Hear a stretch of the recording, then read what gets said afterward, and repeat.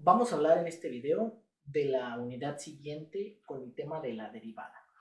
Hay que explicar un poco acerca de ella para poder comprender todo el trasfondo que tiene esta materia que es cálculo diferencial. La esencia es este tema, la derivada. Los cálculos diferencial e integral, históricamente hablando, cada uno buscó un propósito por separado. Lo que buscaba, por ejemplo, el cálculo diferencial era encontrar razones de cambio respecto a funciones, buscar límites, esos límites que tendían al infinito o cero y después se pudieran aplicar. Sin embargo, el cálculo integral, la esencia era buscar el área bajo la curva o encontrar el área de figuras amorfas. Por lo tanto, cada uno por su parte trabajó y al final se dieron cuenta que uno es lo contrario de lo otro, en algunas aplicaciones obviamente. Aquí vamos a hablar de la derivada como una razón de cambio y vamos a explicar con una gráfica qué es lo que estamos tratando. Si yo tengo una función, vamos a graficar.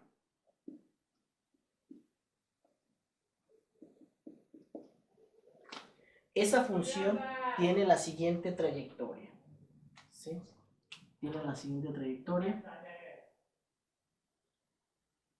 Este es un segmento de la función.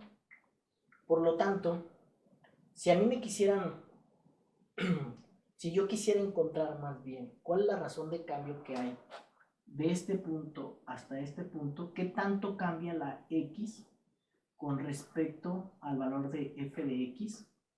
Entonces yo puedo hacer los siguientes cálculos. Observen. Este es un punto de referencia, y lo vamos a manejar como un valor a. Un valor de x que vale a. Recordemos que a es cualquier valor, en este caso tiene que ser un valor positivo. Si esto es a, entonces este punto tiene un f de a. Si aquí hay un valor, de aquí hasta acá hay un incremento. Ese incremento lo vamos a llamar h. Por lo tanto, este punto que está aquí, este punto para con x va a tener a más h. Este puntito. Si es a más h, por lo tanto, el de aquí es f de a más h. Observamos nosotros que aquí se acaba de hacer un triángulo rectángulo. Aquí está. Lo voy a remarcar en negro. Vean que aquí hay una base del triángulo que es un incremento llamado h, y aquí hay una altura de ese triángulo, y esa altura, si este vale f de a y este f de a más h, tendría que ser una diferencia para poder encontrar esa altura. Entonces aquí la altura viene marcada como f de a, y entonces este de aquí,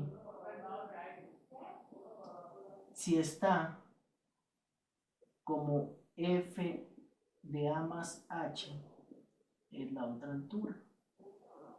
Vean este incremento que está aquí. Es la diferencia. Esta altura menos esta me va a dar la altura que está aquí. ¿Sí? Entonces, esta altura viene dada por la diferencia, la resta de f de a más h menos f de a. ¿Sí? Y esto de aquí, pues es el incremento. ¿Sí? La base es el incremento. Voy a ponerlo aquí de manera más grande y más comprensible. Entonces aquí la base quedamos que es h. La altura viene dada por la diferencia de f de a más h menos f de a. ¿Sí? Si yo tengo aquí este triángulo, aquí también tendría un ángulo. ¿Sí? Voy a buscar una función trigonométrica que me pueda relacionar este incremento con respecto a esta base.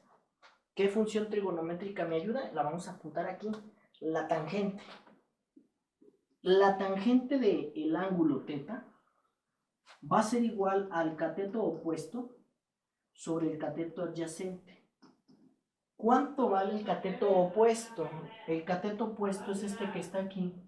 Por lo tanto, F de A más H menos F de A.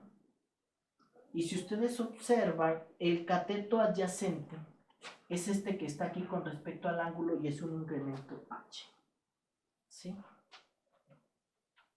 La tangente del ángulo en ese triángulo es igual a esto que está aquí. Pero si ustedes observan, yo no estoy revisando concretamente, precisamente, cuánto es el incremento de esto con respecto a esto.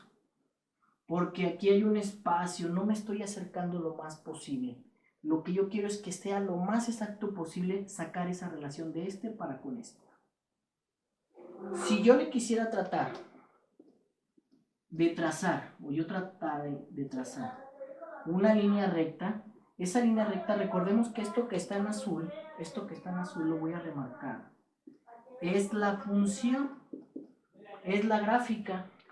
Entonces aquí el incremento es demasiado grande con respecto a este, es muy grande. Lo que hay que hacer, el incremento hay que hacerlo más pequeñito, hay que irlo reduciendo, ¿sí? Y conforme se va reduciendo, si fuera por ejemplo de este punto a este punto, el incremento es más pequeñito, ¿sí? Y entre más pequeñito se va haciendo el incremento, me voy acercando más a la realidad, a lo que es más concreto, más exacto. Por lo tanto, el valor de H, como va a ser cada vez más pequeñito, va a tender a cero, nunca va a poder ser negativo. Lo más posible que se acerque a cero, sin que sea cero. Por lo tanto, hay que aplicar un límite, ¿sí? Y al momento de aplicar ese límite, entonces yo voy a conocer exactamente cuál es la razón de cambio. Yo voy a aplicar un límite, aquí lo voy a poner, un límite cuando el incremento H tiende a cero de toda esta relación, de F de A más H menos F de A sobre el incremento H. Y como tiende a cero, a ser lo más exacto posible, de aquí sacamos nuestra primera relación. A esto de aquí lo voy a llamar la pendiente, ¿sí? Esto de aquí corresponde a la pendiente, pero la pendiente, ¿sí?, también la vamos a llamar la derivada, ¿sí? El incremento más pequeñito, entonces ya al final de todo, jóvenes, aquí estaría una diferencia tan pequeña, porque voy recorriendo, el incremento va siendo más pequeño, tan pequeña que prácticamente es una recta tangente. Y esta de aquí corresponde a la pendiente y ya habíamos dicho que también corresponde a la derivada. Entonces la derivada yo la puedo encontrar utilizando esta formulita, ¿sí? Aplicando límites, y para ello incluso hay una regla llamada regla de los 4 pasos para encontrar las derivadas y las razones de cambio. Entonces de ahí sale la formulita. Previamente esta sería la teoría para empezar a conocer la derivada.